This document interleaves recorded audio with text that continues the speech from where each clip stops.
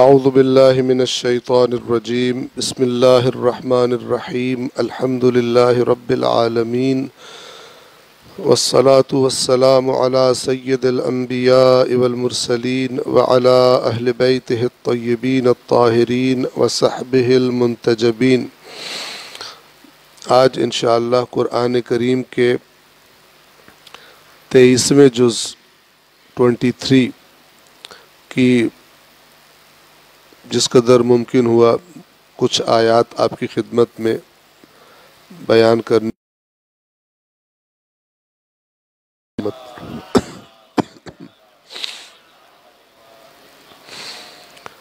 قرآن کریم کا 23واں جز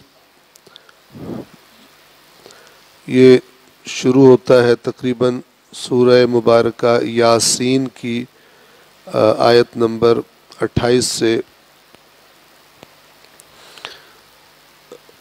پہلی آیت جو آپ کی خدمت میں عرض کرنے لگا ہوں وہ آیت نمبر 32 اور اس کے بعد کی ایک دو آیات ہیں، بلکہ میں آیت نمبر 31 سے پڑھوں۔ اللہ تعالیٰ فرماتا ہے الم یرو، کیا انہوں نے نہیں دیکھا، غور نہیں کیا، کم اہلکنا قبلہم من القرون، کتنی بستیاں ہم نے ان سے پہلے ہلاک کر دی، انہم الیہم لا یرجعون، کہ وہ ان کی طرف لوٹ کر نہیں آئے، جن کو اللہ نے ہلاک کیا پھر وہ لوٹ کر نہیں آئے۔ لیکن وَإِن كُلٌّ لَمَّا جَمِيعٌ لَدَيْنَا مُحْضَرُونَ، جتنے بھی ہلاک شدگان ہیں یہ سارے کے سارے اس کے سوا کچھ نہیں کہ اکٹھے ہمارے سامنے حاضر کیے جائیں گے۔ محضرون یعنی ہمارے سامنے حاضر کیے جائیں گے قیامت کے دن۔ اب جب اللہ تعالیٰ نے یہ بات کی تو آپ کو معلوم ہے کہ ایک اعتراض جو اللہ کے نبی پر لوگ کرتے تھے، اسی سورہ یاسین کے آخر میں وہ آئے گا، آپ کی خدمت میں عرض کروں گا کہ ہو جائیں گی، پتہ نہیں کیا کیا ہو جائے گا، تو کون زندہ کرے گا؟ تو آپ توجہ فرمائیے، اللہ تعالیٰ قرآن میں تعبیر فرماتا ہے اور انسان کو دعوت دیتا ہے کہ ہر کچھ عرصے کے بعد یہ سرکل جو ہے زمین کا خالی ہو جانا، بے آب ہو جانا، خشک ہو جانا اور سبزے کا ختم ہو جانا، اور پھر اچانک پانی کا برسنا، اور دوبارہ گویا وہ جو مر چکی تھی زمین وہ دوبارہ زندہ ہو جاتی ہے۔ آپ نے غور فرمایا ہوگا جب زمین خشک ہوتی ہے، بالکل قحط زدہ ہو جاتی ہے مثال کے طور پر، تو حتیٰ کہ کیڑے مکوڑے بھی نظر نہیں آتے، لیکن جیسے ہی بارش برستی ہے پتہ نہیں کہاں سے پودے بھی نکل آتے ہیں، اور حشرات الارض، زمین کے اندر مختلف انواع کے کیڑے مکوڑے بھی وہاں پہ آپ کو جا بجا چلتے ہوئے نظر آتے ہیں۔ تو خداوند عالم اس کی طرف اشارہ فرماتا ہے کہ جو اس کو بار بار مردہ ہونے کے بعد زمین کو زندہ کرتا ہے وہی تمہیں بھی ایسے ہی زندہ کر دے گا۔ تو یہ آیت نمبر 33 ہے۔ وَآیَةٌ لَّهُمْ، اور اگر کوئی کہے کہ کیسے سارے مردے اٹھا کے حاضر کیے جائیں گے، وَآیَةٌ لَّهُمْ، اللہ فرماتا ہے اور یہ سوال کرنے والوں کے لیے گویا نشانی ہے، علامت ہے، اشارہ ہے، کس میں؟ الارض المیتہ، وہ زمین کہ جو مردہ ہوتی، احییناہا، تو ہم اسے زندہ کرتے ہیں، وَأَخْرَجْنَا مِنْهَا حَبًّا، اور ہم اس زمین میں سے دانہ نکالتے ہیں، فَمِنْهُ يَأْكُلُونَ، جس میں سے یہ لوگ کھاتے ہیں،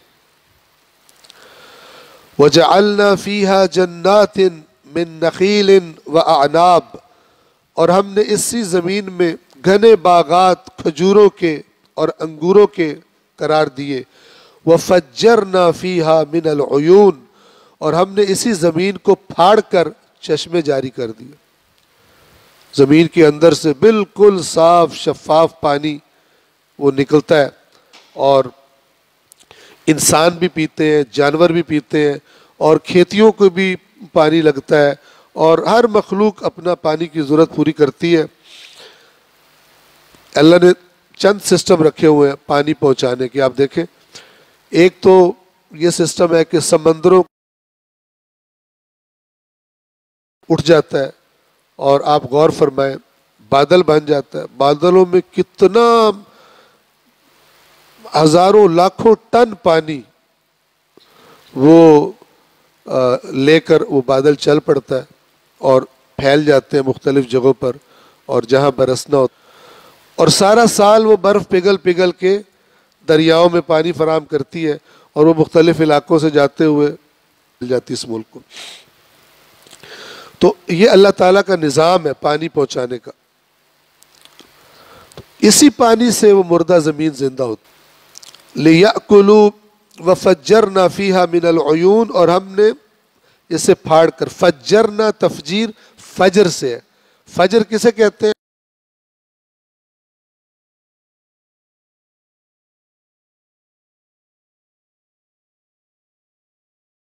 کہتے ہیں دھماکے کو انفجار کہا جاتا ہے، جب یعنی کوئی چیز جب پھٹ جاتی ہے، بم پھٹ جاتا ہے۔ تو وفجرنا، اور ہم نے اس زمین کو پھاڑ کر چشمے جاری کر دیے، لِيَأْكُلُوا مِن ثَمَرِهِ، تاکہ یہ لوگ اس کے پھلوں میں سے، ثمرات میں سے کھائیں۔ یہ چشمے پودے اگائیں، فصلیں اگائیں، اور یہ لوگ کھائیں۔ وَمَا، ان کے ہاتھوں نے تو نہیں کیا، انہوں نے تو نہیں چشمے پھاڑے، زمین پھاڑ کے چشمے نکالے، انہوں نے تو نہیں ہر جگہ پانی پہنچانے کا بندوبست کیا۔ افلا یشکرون، تو کیا یہ شکر گزار نہیں بنتے؟ پھر اس ذات کی طرف متوجہ ہو جس نے یہ سارا نظام، جس پر ان کی زندگی ڈیپینڈ کرتی ہے، وہ بنایا ہے۔ صلوات پڑھے محمد وآل محمد۔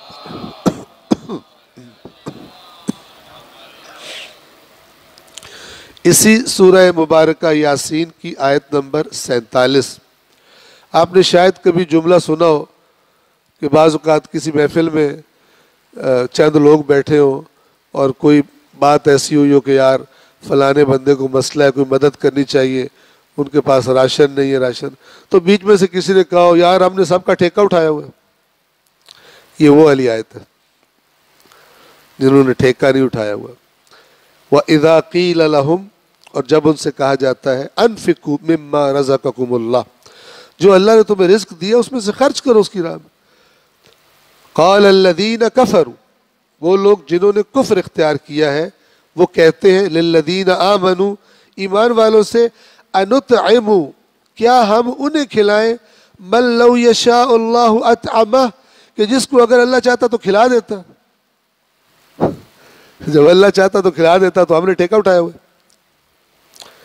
ان انتم الا فی ضلال مبین، کہ تم جو خدا کی راہ میں خرچ کر رہے ہو تم جاہل ہو، تم گمراہ ہو، کھلی گمراہی میں ہو۔ آج تم راشن دے رہے ہو، یہی حالت رہی تو دیکھنا کچھ عرصے بعد اسی راشن کی لائن میں تم بھی کھڑے ہوگے۔ ایک دفعہ ایک صاحب سے بات کی، اچھے ہیں، مثلا اچھے تھے اور خدا کی راہ میں خرچ کرنے والے، لیکن مزاح میں کہتے ہیں کہ آغا جتنی دفعہ آپ ہم سے یہ کام کہتے ہیں نا، کچھ عرصے بعد ہمیں بھی راشن کی لائنوں میں کھڑا ہونا پڑے گا کہ آپ جو ہے ہمیں کہتے ہیں یوں دو یوں دو یوں دو۔ کیا ہم اسے کھلائیں جسے اگر اللہ چاہتا تو کھلا دیتا؟ دلیل دیکھیں، بڑی محکم دلیل ہے۔ اللہ ہر چیز پہ قدرت نہیں رکھتا، اس کے خزانوں میں کوئی کمی ہے تو وہ چاہتا تو کھلا دیتا۔ میرے پاس جو 4 پیسے ہے، تمہارا دل ہے وہ بھی ختم ہو جائے۔ جو کام نہیں کرنا ہوتا اسے اللہ پہ ڈالتے۔ ایک صاحب الیکشن میں کھڑے تھے، اس سے پہلے ہم گئے کسی کام اور ہم نے کہا کہ جی وہ کچھ مومنین کو تھانے والے تنگ کر رہے ہیں، سی ٹی ڈی والے تنگ کر رہے ہیں، تو آپ ماشاءاللہ چونکہ ایک پولیٹیکل فگر ہے آپ آئیں، تو کہتے ہیں کہ دین کے راہ میں مشکلات آتی ہیں، اللہ پہ چھوڑے، اللہ نہیں جانے کا دل نہ اللہ پہ ڈالتے ہیں، بے ایمان۔ اللہ تعالیٰ بہتری فرمائے گا۔ کچھ عرصے بعد الیکشن آیا, 24 گھنٹے بھاگ رہا ہے, ادھر ووٹ مانگ ادھر ووٹ مانگ. ہمارے پاس آئے, ہم نے کہا یار اللہ پہ چھوڑے, اللہ نے چاہا تو آپ کو جتوا دے گا, کیوں اتنا بھاگ رہے ہو؟ آپ مولویوں والی باتیں چھوڑیں نا, آپ ووٹ کی بات کریں. یہ کریں, جو کام کرنا ہوتا ہے وہ نہیں چھوڑتے اللہ پر, وہ دن رات ایک کر دیتے. اور جو کام نہیں کرنا ہوتا, اللہ کریم ہے, اللہ کر دے گا, آپ ہمیں ٹینشن. بندہ کیا ہے, بندے کو ٹینشن, کیوں نکلتے ہو, کیوں بھاگتے ہو, کمپینیں کرتے ہو اور کیوں دن رات ایک کر دیتے ہو؟ اللہ پہ چھوڑو. یہ انسانوں کی بے ایمانی ہوتی. جو کام نہیں کرنا تو سیدھی طرح کہہ بھی نہیں سکتے, اللہ پہ ڈال دو. صلوات پڑھے محمد و آل محمد.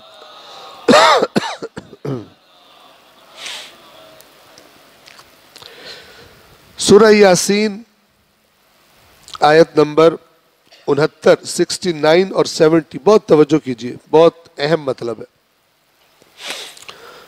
اللہ تعالیٰ فرماتے ہیں رسول پاک صلی اللہ علیہ وآلہ وسلم پر مختلف قسم کے بہتان لگائے جاتے تھے. کبھی کہتے تھے یہ شاعر ہے, کبھی کہتے تھے مجنون ہے یعنی دیوانہ ہے, کبھی کہتے تھے ساحر ہے, کبھی کہتے تھے کاہن ہے. کاہن کون ہوتے تھے اس زمانے میں؟ جیسے آج کل یہ بیٹھے ہوتے ہیں علم غیب کی خبریں دینے کے لیے, ہمارے پاس آؤ ہم تمہارا حساب کر کے بتائیں گے آئندہ کیا ہونے والا. قرآن کہتا ہے کسی کو نہیں پتا کل وہ کیا کمائے گا. یہ ذائچہ بنا کے بتا رہے ہوتے ہیں کہ کل یہ ہونا تو کل وہ ہونا. ایک بات بتاتے ہیں, اگر وہ نہ ہو اور اس کا وہ فیس ویس کھا چکے ہو ایڈوانس لے کر کہ یہ ہونے والا ہے, اور وہ نہ ہو, کام الٹا ہو جائے, بندہ ہے کہتے آپ نے تو کہا تھا یہ ہوگا, کہتے پچھلی رات کو ستارہ روٹ چینج کر گیا, پہلے جدھر جا رہا تھا نا ستارہ تمہارا, اس نے ٹرن لیا اچانک یو ٹرن, تو اس لیے کام نہیں ہوا. بے ایمانوں کے پاس ہزار ہتھ کنڈے ہوتے ہیں, جبکہ قرآن واضح فرماتا ہے وَمَا تَدْرِي نَفْسٌ مَا تَكْسِبُ غَدًا, کسی نفس کو نہیں معلوم کل کیا کمائی کرنے والا وہ, کیا کل کیا اس کے ہاتھ آئے گا, اچھائی یا برائی کیا کرنے والا. ادھر بنا کے ٹھگی لگا رہے سب کو. وَمَا عَلَّمْنَاهُ الشِّعْرَ وَمَا يَنبَغِي لَهُ, اللہ فرماتا ہے اور ہم نے شعر کی تعلیم, شاعری کی تعلیم اسے نہیں دی. وَمَا يَنبَغِي لَهُ, اور شاعری کے اس کے شایان شان بھی نہیں ہے کہ ہمارا نبی شاعریاں لکھتا پھرے اور مشاعرے سناتا پھرے. وہ کہتے ہیں یہاں پہ رک کے سائڈ پہ ایک آپ کو لطیفہ سنا دوں. کہتے ہیں ایک بندہ, شاعری بھی ایک بہرحال چیز ہوتی ہے, جو صلاحیت ہوتی ہے, جو عطا ہوتی ہے, اور کچھ لوگوں کو عطا نہیں ہوتی تو وہ زبردستی شاعر بننے کی کوشش کرتے ہیں. تو اسی طرح کہ ایک بندہ جس سے شاعری ہوتی نہیں تھی لیکن وہ کھینچ کھانچ کے لکھ لکھا کے کچھ ایک شاعر کے پاس لے آتا اور اسے کہتا ذرا اصلاح فرما دے, کیسا میں نے کلام لکھا.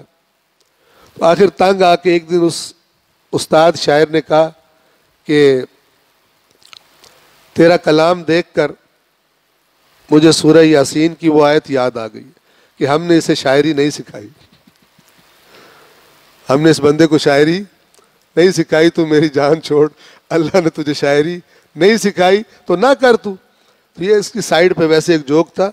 اللہ کے نبی پر جو تہمت لگتی تھی کہ یہ شاعری کرتا ہے, اللہ نے فرمایا ہم نے اسے شاعری نہیں سکھائی. وما ينبغي له, یہ بڑا اونچا ہے, شاعروں کی طرح تھوڑی ہے. ان ہوا, یہ جو کلام تمہیں سنا رہا ہے یہ کلام یہ نہیں ہے الا سوائے ذکر, نصیحت, یاد دہانی, وقرآن مبین, اور ایک روشن قرآن. نصیحت اور روشن قرآن ہے. یہ 69 نمبر آیت تھی. بات جاری ہے آیت نمبر 70 میں. کس لیے ہے یہ قرآن؟ توجہ کیجیے. لِيُنذِرَ, تاکہ یہ قرآن خبردار کرے, یا یہ رسول خبردار کرے اس قرآن کے ذریعے. کس کو خبردار کرے؟ من کان حیا, اسے خبردار کرے جو زندہ ہے. اب یہاں آپ توجہ فرمائیں، یہاں زندہ سے کیا مراد؟ اگر آپ آیات قرآن سے مانوس ہو تو اللہ زندگی اور موت کو عام ظاہری معنی سے ہٹ کے ایک اور مجازی معنی میں استعمال فرماتا ہے۔ ایک تو مردہ وہ ہوتا ہے نا جس کی سانس نہیں چلتی، آپ اسے بلائیں، اسے تپڑ ماریں، اسے بجلی کے جھٹکے دیں، مر گیا، وہ کوئی رسپانس نہیں دیتا۔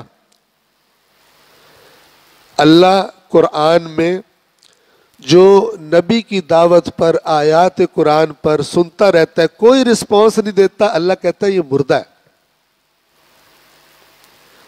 یہ مردہ ہے۔ اگر زندگی کی رمق، اگر کچھ اس میں زمینہ باقی ہوتا، جرم کر کر کے، خرابیاں کر کر کے بالکل ہی پتھر نہ ہو گیا ہوتا، گویا مر نہ گیا ہوتا، تو ضرور آپ کی آواز پر لبیک کہتا۔ یہاں حیّن سے مراد کون سا حی ہے؟ کہ جو رسپانس دیتا ہے، سوچتا ہے، عقل سے کام لیتا ہے کہ یہ جو بات کر رہا ہے، یہ جو دعوت دے رہا ہے، اس پہ غور تو کروں۔ اور جو بالکل رسپانس نہیں دیتا، ویسے چلتا پھرتا ہے، مکاریوں میں بڑا تیز ہے، دو نمبریوں میں بڑا تیز ہے، لیکن جب اللہ کے رسول کی دعوت آتی ہے ایسے لگتا ہے کہ بے حس ہے۔ تو اللہ فرما رہا ہے کہ اگر یہ قرآن، یعنی اس آیت مراد یہ ہے کہ یہ قرآن اسے خبردار کر، تاکہ یہ اسے خبردار کرے جو زندہ ہے ابھی تک، یعنی جو مر چکے ہیں وہ رسپانس نہیں دیں گے۔ اور اس کا مطلب یہ ہے کہ قرآن مجید جس کو اپیل نہیں کر رہا، جس کو اپنی طرف نہیں کھینچتا، اس کا مطلب ہے کہ اس کے اندر سے وہ زندگی ختم ہو چکی ہے، اور وہ زندگی گناہوں کی کثرت کی وجہ سے ختم ہوتی ہے، جس کو اللہ کبھی فرماتا ہے اللہ نے ان کے دلوں پہ مہر لگا دی ہے، ان کی سماعتوں پہ مہر لگا دی ہے، ان کی آنکھوں پہ پردے ڈال دیے۔ کبھی فرماتا ہے یہ مردہ ہے، اے رسول آپ تو صرف زندوں کو سنا سکتے ہیں، جو قبروں میں پڑے آپ ان کو نہیں سنا سکتے۔ اس آیت کا کیا مطلب ہے؟ رسول پاک قبرستان میں جا کے مردوں کو تبلیغ کرتے تھے اسلام کی، میں اسلام قبول کر لوں؟ نہیں۔ یہ کون مردے ہیں؟ جو اس دنیا کی آرزوؤں اور لذتوں کی قبر بنا کے اس میں دفن ہو گئے، اور جو ان کی آرزوؤں اور لذتوں کے مطابق بات نہ ہو، جو ان کو جس بات سے انہیں اپنی لذتیں اور خواہشات پوری ہوتی دکھائی نہ دیں، وہ بالکل ان کو اچھی نہیں لگتی، بالکل اس پر لبیک نہیں کہتے، ادھر جانے کا دل نہیں کرتا۔ تو اللہ فرما رہا ہے آپ ان مردوں کو نہیں سنا سکتے، یہ اپنی خواہشات نفسانی اور اپنی دنیا کے منصوبوں میں دفن ہو چکے ہیں قبریں بنا کر۔ تو قرآن مجید بعض اوقات جب لفظ کو استعمال کرتا ہے تو جہاں جس جملے میں، جس آیت میں استعمال ہو رہا ہوتا ہے وہاں پتہ چل جاتا ہے کہ یہاں حقیقی مردہ مراد ہے۔ مثلا کل نفس ذائقۃ الموت، یہاں پہ موت کا حقیقی معنی، جو بھی زندہ مرے گا، توجہ فرما رہے ہیں۔ لیکن هو الذی یحیی و یمیت، وہی ہے جو زندگی دیتا ہے اور موت دیتا ہے، دونوں معنی لے سکتے ہیں، یعنی وہی ہے جو توفیقات دیتا ہے، وہی ہے جو توفیقات چھین لیتا ہے، اور وہی ہے جو اصلی معنی ہے زندگی کا، وہ عطا کرتا ہے اور موت عطا کر دیتا ہے۔ صلوات پڑھے محمد و آل محمد۔ لِيُنذِرَ مَنْ كَانَ حَيًّا، تاکہ یہ خبردار کرے اسے جو زندہ ہے، وَيَحِقَّ الْقَوْلُ عَلَى الْكَافِرِينَ، اور کافروں پر مہر لگا دے، ان پر عذاب کا قول حق کر دے، آرڈر کروا دے کہ یہ عذاب کے قابل ہے، انہوں نے اللہ کی اس حجت کو، قرآن کو قبول نہیں کیا۔ آیت نمبر 78، بلکہ آیت نمبر 77 سے پڑھ رہا ہوں۔ اولم یر الانسان، کیا انسان نے نہیں دیکھا یا غور نہیں کیا، انا خلقناہ من نطفۃ، کہ ہم نے اسے ایک نطفے سے خلق کیا ہے، فَإِذَا هُوَ خَصِيمٌ مُبِينٌ، اوقات دیکھو اس کی، بگننگ اس کا آغاز دیکھو کہاں سے ہوا ہے، اور ہم سے جھگڑنے لگتا ہے، اچانک اتنا متکبر ہو جاتا ہے، اتنا اندھا ہو جاتا ہے کہ ہم سے جھگڑتا ہے، یعنی ہمارے انبیاء سے جھگڑتا ہے، بحثیں کرتا ہے، ہمارے انکار پر زور دیتا ہے۔ 78 وَضَرَبَ لَنَا مَثَلًا، اور ہمیں مثالیں دیتا ہے، وَنَسِيَ خَلْقَهُ، اور ہمیں مثال دیتے ہوئے بدبخت اپنی خلقت بھول جاتا ہے۔ یہ بہت غور سے سنیے، ہم آیات قرآن سے جلدی جلدی گزر جاتے ہیں، جب بعض اوقات ہمیں پتہ نہیں چلتا کتنی عقلی بات اللہ نے، کتنی مضبوط بات وہاں پہ کی ہے، کیونکہ ہم زیادہ تر اسلام کی چیزوں کو ثواب کی نیت سے دیکھتے ہیں، ہدایت کی نیت سے کم ہی دیکھتے ہیں کہ کتنی مضبوط بنیادوں پر اللہ تعالیٰ بات کرتا ہے۔ یہ اس کا جو شان نزول میں روایت بیان کی جاتی ہے وہ یہ ہے کہ اللہ کے نبی صلی اللہ علیہ وآلہ وسلم تشریف فرمائے، اور ایک کافر، ایک مشرک قبرستان سے ایک پرانی بوسیدہ ہڈی لے کر آیا اور اسے اللہ کے نبی کے سامنے یوں کر کے پھینک دیا، اور کہتا ہے کہ اس سے کون زندہ کرے گا؟ انکار۔ ایک دفعہ سوال ہوتا ہے پوچھنے کے لیے، ایک دفعہ سوال ہوتا ہے اسے کون زندہ کرے گا، یعنی نہیں کر سکتا۔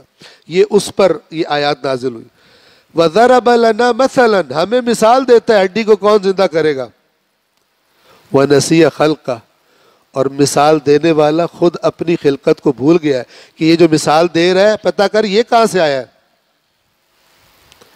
تو جو کہہ رہا ہے دوبارہ کون پیدا کرے گا، بے وقوف آدمی، اس دوبارہ کو چھوڑ، پہلے پتہ کر پہلی مرتبہ کہاں سے آیا ہے۔ جب پہلی مرتبہ کا راز کھول لے تو پھر دیکھنا کہ دوسری دفعہ ہو سکتا ہے یا نہیں ہو سکتا۔ تو خود پہلی مرتبہ بنا ہوا ہے، اس کا مطلب ہے کہ جو ایک دفعہ ہو سکتا ہے کام، وہ دوسری دفعہ بھی۔ تو بجائے یہ کہ بے وقوفوں کی طرح دوسری زندگی کا انکار کرے، جا پہلے زور لگا، ریسرچ کر، ڈھونڈ کے پہلی دفعہ یہ کہاں سے بن کے آتے ہیں، کون سا سر چشمہ ہے جہاں سے زندگی پیدا ہوتی ہے۔ آپ کو پتہ ہے سائنسدان کتنی ترقی ہوگی، بایولوجی، اس کی برانچز، یہ وہ پتہ نہیں کیا کیا سائنس میں ترقی ہو گئی ہے، کتنی تحقیقات ہو گئی ہے، مائکروسکوپ فلان یہ وہ۔ آج کے دن تک سائنسدان یہ نہیں جان سکے کہ مادے میں، یعنی یہ جو میٹر ہے، اس میں زندگی کیسے پیدا ہوتی، شعور کہاں سے آتا ہے، پتہ ہی نہیں۔ کیوں؟ اس لیے کہ یہ خدا کا انکار کر کے کرنا چاہ رہے ہیں۔ اور اللہ قرآن میں بڑی زبردست بات کرتا ہے، یہ ان کا رولا کبھی ختم نہیں ہوگا، ان کی کنفیوژن کبھی ختم نہیں ہوگی۔ وجہ کیا ہے؟ بل کذبوا بالحق لما جاءہم فہم فی امر مریج، سورہ قاف ایک ہے قرآن میں، وہاں اللہ فرماتا ہے اصل میں ان کا پرابلم یہ ہے کہ جو حق تھا اسے یہ قبول کرنے کو تیار نہیں، اسے جھٹلانے پہ ڈٹ گئے ہیں اور اب پھنس گئے۔ اب کبھی اس سوراخ میں منہ دیتے ہیں، کبھی اس سوراخ میں منہ دیتے ہیں، کبھی کوئی بھوڑی دلیل لے آتے ہیں، کبھی کوئی تھیوری پیش کر دیتے ہیں پھنسے ہوئے۔ کیونکہ جو حقیقت کا انکار کرتا ہے تو حقیقت تو وہی ہوتی ہے، سولوشن تو وہی ہوتا ہے۔ تو جدھر ادھر ٹکر مار، ادھر ٹکر مار، تھیوریاں پیش کر، پروپیگینڈے کر، تو رولے میں ہی پڑا رہے گا جب تک کہ حق کا اقرار نہیں کرتا۔ بل کذبوا بالحق لما جاءہم، بلکہ انہوں نے جھٹلا دیا حق کو جب حق ان کے پاس آیا۔ اس کا نتیجہ کیا نکلا؟ فہم فی امر مریج، تو یہ ایک کنفیوژن میں پڑ گئے۔ مریج مرج البحرین، آپ نے پڑھا، ملا دیا اللہ نے، تو مکس اپ ہو گیا، ان کا ایک مکس اپ کا شکار ہو گئے اور ان کو سمجھ نہیں آتا کہ کہاں جائے، اور یہ مکس اپ کبھی سولو بھی نہیں ہوگا۔ وَضَرَبَ لَنَا مَثَلًا، اور ہمارے لیے مثالیں دیتا ہے، کہتا ہے ہڈی کون زندہ کرے گا اس بوسیدہ ہڈی کو، وَنَسِيَ خَلْقَهُ، اور بے وقوف اپنی خلقت بھول گیا۔ پہلے اپنا پتہ کر کہاں سے آیا تو۔ قَالَ مَن يُحْيِي الْعِظَامَ وَهِيَ رَمِيمٌ، کہتا ہے ان ہڈیوں کو کون زندہ کرے گا جبکہ یہ بوسیدہ ہو گئی ہیں۔ قل، اللہ کا جواب، قل اے رسول کہیے، یحییھا الذی، انہیں وہی زندہ کرے گا، الذی انشأھا اول مرۃ، جس نے اس ہڈیوں والے کو پہلی دفعہ بنایا تھا، وہی اس کو دوبارہ بھی بنائے گا۔ جا پہلے چیک کر پہلی دفعہ کیسے بنی تھی، دوسری دفعہ کا انکار کرتا ہے۔ قل یحییھا الذی انشأھا اول مرۃ وہو بکل خلق علیم، اور وہ ہر قسم کی خلق کا علم رکھتا ہے، علیم ہے۔ کتنی لائف کی قسمیں ہیں دنیا میں، اڑنے والوں میں، رینگنے والوں میں، چلنے والوں میں، 4 ٹانگوں پر، 2 ٹانگوں پر، سینکڑوں ٹانگوں پر ایسی مخلوقات ہیں، ٹھیک ہے، کہ ان کی ٹانگیں ہمیں نظر بھی نہیں آتی، ہوتی ٹانگیں ہی ہیں، چلتے ہیں، رینگتے ہیں، تیرتے ہیں پانی میں، اڑتے ہیں ہواؤں میں. بکل خلق وہو بکل خلق علیم. آپ کو پتہ ہے ایسے شاہکار اللہ نے چیزیں خلق کی ہیں کہ یہ جو ایک وہ امریکہ کا ہے نا، کیا اس کا نام B-35 ہے کیا F-35 کیا ہے، وہ جو کھڑے کھڑے اڑ جاتا ہے اور رن وے نہیں چاہیے ہوتا اس کو، ادھر حرکت کرے ادھر حرکت کرے، آگے جائے پیچھے جائے. اس جہاز کو بنانے کے لیے آپ نے یہ جو چھوٹے موٹے کیڑے دیکھے ہیں نا، ہم پتہ نہیں ایک کو کہتے تھے یہ ہیلی کاپٹر ہے، یہ فلان ہے، چھوٹے ہوتے، تو وہ کھڑا ہوتا ہے بالکل ہوا میں ہوتا ہے لیکن ایسے لگتا ہے کہ بالکل سٹل ہے، اور چاہے تو یوں موو کرے، ہر ڈائریکشن میں وہ موو کر سکتا ہے. ان کیڑوں کو پکڑ پکڑ کے کہ یہ ڈائریکشن کیسے پر کیسے ہلاتے ہیں کہ یہ جس طرف چاہے موو کر لے، آگے جائے پیچھے جائے، تاکہ جہاز بنایا جا سکے اس کو کاپی کر کے. جو اللہ تبارک و تعالیٰ نے چھوٹی چھوٹی مخلوقات میں اتنے زبردست سسٹم لگا دیے کہ اس کو کاپی کر کے اس کے پر کیسے ہلتے ہیں، کیسے ہوا کو آگے پیچھے کرتا ہے، اور اتنا تیز ہر ڈائریکشن میں موو کر لیتا ہے. تو انہوں نے اس جہاز کو بنانے کے لیے ان چیزوں پر اتنی ریسرچ کی. وَهُوَ بِكُلِّ خَلْقٍ عَلِيمٍ. اور وہ ہر قسم کی خلق کرنے کے بارے میں خوب علم رکھتا ہے. صلوات پڑھے محمد والے محمد. وہی جس نے سرسبز درخت میں تمہارے لیے آگ پیدا کر دی. فَإِذَا أَنْتُم مِّنْهُ تُوقِدُونَ. جسے تم جلاتے ہو، استفادے کرتے ہو آگ سے. پھر ایک سوال، أَوَلَيْسَ الَّذِي خَلَقَ السَّمَاوَاتِ وَالْأَرْضِ بِقَادِرٍ عَلَىٰ أَن يَخْلُقَ مِثْلَهُم. تو کیا وہ جس نے یہ آسمان اور زمین بنائی ہے، بنی ہوئی دیکھ رہے ہو نا، تو وہ قدرت نہیں رکھتا کہ دوبارہ بنا دے؟ یہ طاقتور سوال. تو جتنے بھی کہتے ہیں نا کہ دوسری دفعہ کیسے ہوگا، یہ بہت بڑے بیوقوف ہیں اصل میں، یا بہت بڑے نادان ہیں. یہ جو زور اس پہ لگا رہے ہیں انکار پر، یہ زور کہاں لگائیں کہ پہلے پتہ کریں یہ پہلی دفعہ کب بنا، اور ابھی تک کسی کو پتہ نہیں ہے. اس کے بارے میں بہت ساری داستان ہے لیکن ابھی ہمارے پاس وقت نہیں. دنیا میں بہت ہی زیادہ اربوں ڈالر خرچ کر کے یہ جاننے کی کوشش کی جا رہی ہے کہ یہ کائنات بنی کیسے. حیران ہے کہ یہ چھوٹے چھوٹے ذرے جن سے مل کے ایٹم بنتا ہے، پھر ایٹم سے مولیکول بنتا ہے، پھر اتنی سوڑی سوڑی شکلیں، پودے، دھاتیں، گیسیں، ستارے، سیارے کیسے بن گئے؟ ریسرچ کر رہے اربوں ڈالر لگا کر تاکہ اس راز کو جانے. اور جن کو اللہ نے قرآن میں ریسرچ کرنے کا کہا تھا وہ دیکھ کھا کے ڈکار مارتے ہیں اور کہتے ہیں ہم تو پار ہیں،